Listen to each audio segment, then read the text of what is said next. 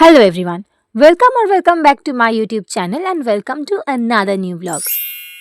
আজ দার্জিলিংয়ে আমাদের প্রথম দিনের সকাল আর ঘড়িতে এখন প্রায় ওই 8:30-9টা মতন বাজে।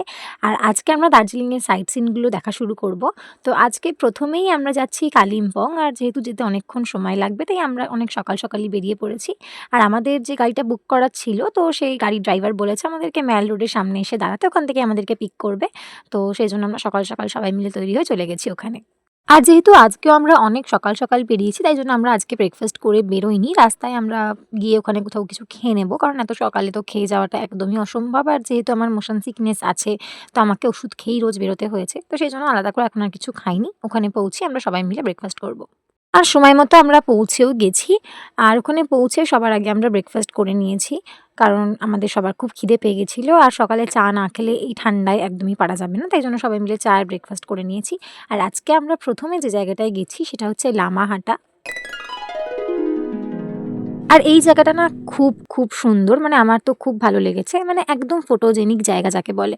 আসলে এখানে দেখার মতন সেরকম কিছুই নেই। কিন্তু চারিদিকে প্রচুর গাছপালা আছে। মানে অনেক ভালো ছবি উঠবে।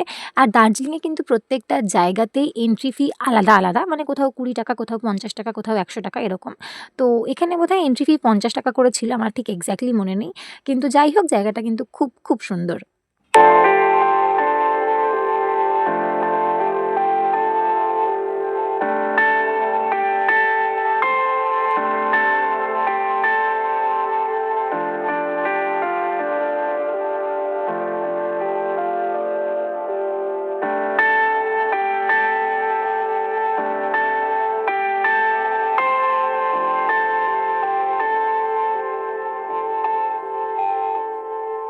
আর এখানে পুরো জায়গাটা ঘুরতে তো আমাদের বেশ খানিকটা সময় লেগেছিল, প্রায় ১-১.৫ ঘন্টার কাছাকাছি। তো আমরা অনেক ছবি-টবিও তুলেছি, ভিডিও করেছি অনেক সুন্দর। তো যাই হোক, এরপর ওখান থেকে বেরিয়ে আমাদের নেক্সট ডেস্টিনেশন সেটা হচ্ছে এই কালিম্পং ডেলো পার্ক। এটাও কালিম্পংয়ে একটা ভীষণ সুন্দর পার্ক। কিন্তু এখানেও আলাদা করে সেরকম দেখার মতো খুব কিছু নেই। ওই আরকি ছবি-টবি তোলার জন্য একদম পারফেক্ট জায়গা। কিন্তু এখানে কিন্তু প্যারাগ্লাইডিংও করা যায়। কিন্তু আমরা সেসব কিছু করিনি। আর পুরো পার্কটা কিন্তু ভীষণ সুন্দর। চারিদিকে এখানে প্রচুর গাছপালা আছে। মানে এখানে সব জায়গাতেই বোধহয় প্রচুর গাছপালা আছে। আর সবথেকে যেটা ভালো পার্ট সেটা হচ্ছে এখান থেকে কিন্তু বাইরের ভিউটা অসম্ভব সুন্দর দেখতে লাগছিল। আর এই সুন্দর ভিউটা ছাড়াও কিন্তু এই জায়গাটার আরও একটা বেস্ট পার্ট আছে। সেটা হচ্ছে এখানে দোলনা আছে। মানে আমি যখনই দোলনা দেখি আমাকে দোলনা চড়তেই হবে। মানে আমার বয়স যাই হোক না কেন, দোলনা আমাকে চড়তেই হবে।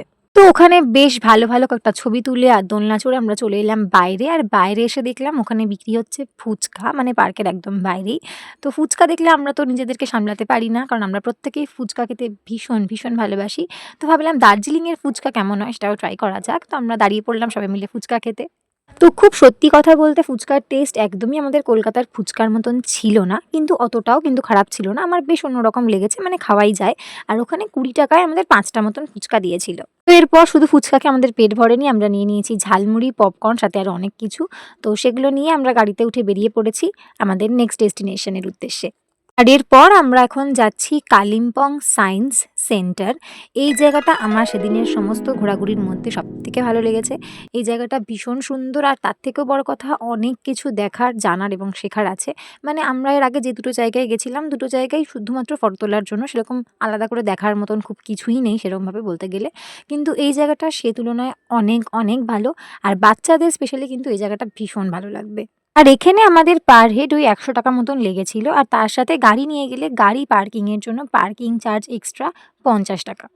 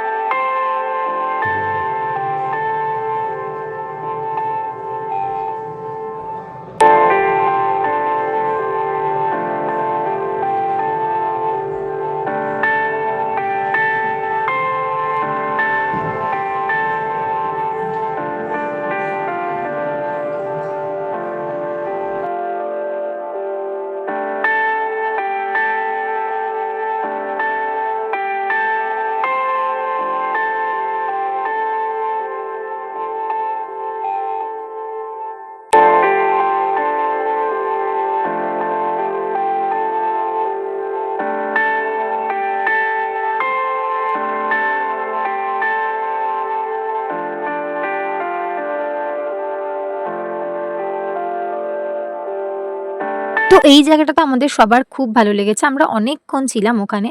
তো ওখান থেকে বেরিয়ে তারপর আমরা চলে এসেছি আমাদের নেক্সট ডেস্টিনেশন। সেটা হচ্ছে এই বুদ্ধিস্ট মনেস্ট্রিটা। এই জায়গাটাও কিন্তু ভীষণ সুন্দর আর এখান থেকে চারপাশে একটা অসাধারণ ভিউ আসছিল, যেটা খুবই ভালো লাগছিল দেখতে। আর যেহেতু আমরা যখন গেছি তখন প্রায় ৪টে বেজে গেছিল, তো সেই জন্য মনেস্ট্রিটা বন্ধ ছিল ওই সময়। আমাদের আরও কিছুক্ষণ ওয়েট করতে হতো, তাই আমরা একদম ভেতরে যেতে পারিনি, শুধু বাইরে থেকে এইটুকুই ঘুরতে পেরেছি। আর এটা হচ্ছে আমার সেদিনের আউটফিট। আর এই সোয়েটারটা আমি আগের দিনই কিনেছি দার্জিলিং থেকে, তো একদমই নতুন, কিনেই পরে ফেলেছি।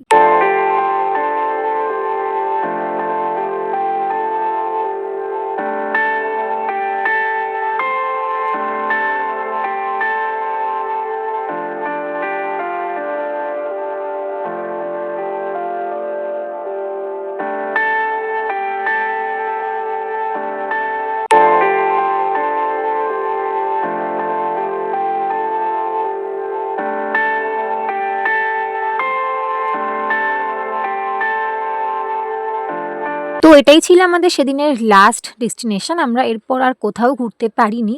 আসলে আমরা অনেক সকাল সকালই বেরিয়েছিলাম, একদম আমরা অন টাইম ছিলাম, কিন্তু আমাদের ড্রাইভার যে ছিল গাড়ির, সে নিজে অনেকটা দেরি করে এসেছিল। তারপর সে যখন এলো, আসার পর যখন সে গাড়ি চালালো, মানে সে এতই আস্তে আস্তে গাড়ি চালাচ্ছিল, মানে আমাদের অনেকটা সময় লেগে গেছে এই ৪টে জায়গা ঘুরতেই। মানে ওখানেই আমাদের ৪টে বেজে গেছে। আর ৪টের পর যেহেতু সব বন্ধ হয়ে যায়, তাই আমরা আশেপাশে আর কিছুই দেখতে পারিনি। এখানে অনেক সুন্দর সুন্দর ঘোরার জায়গা আছে, কিন্তু আমরা সেগুলো আর কোনোটাই যেতে পারিনি। তো সেজন্য আমাদের সবার একটু মন খারাপ হচ্ছিল আর রাগও হচ্ছিল। কিন্তু যাই হোক, ঠিক আছে, আমরা তারপর ওখান থেকে চলে এলাম সোজা একদম ম্যাল রোডে। আর এটা হচ্ছে দার্জিলিংয়ের সেই ফেমাস জায়গা, মানে দার্জিলিংয়ে ঘুরতে এসেছে কিন্তু এখানে দাঁড়িয়ে ছবি তোলেনি, এরকম মানুষ তো বোধহয় নেই, খুঁজেই পাওয়া যাবে না। তো আমরা ভেবেছিলাম ছবি তুলবো, কিন্তু সেদিনকে অনেকটা ভিড় ছিল আর আমরাও খুব টায়ার্ড ছিলাম, তো সেজন্য আর ছবি তুলিনি। আর সেদিনকে আমরা গ্রিনারিসেও আর ঢুকিনি, কারণ আমরা একদম লাস্ট দিন যাব সেই জন্য। তো এরপর আমরা চলে এলাম একদম ম্যাল রোডের সামনেটা, আমরা ওখানেই একটুখানি বসেছিলাম এসে, আর খেয়ে নিলাম একটু চা, কারণ সবাই খুবই টায়ার্ড ছিলাম আর সারাদিন সেভাবে কারোর কিচ্ছু খাওয়া হয়নি। তাই আমরা আর একদম দেরি করিনি, আমরা চলে এসেছি আগে ডিনার করতে। আমরা এখান থেকে একেবারে ডিনারটা সেরেই বাড়ি ফিরবো। So yeah, that's it for the video. আজকের মতো এই ভিডিওটা এইটুকুই। আবার দেখা হবে পরের একটা ভিডিওতে।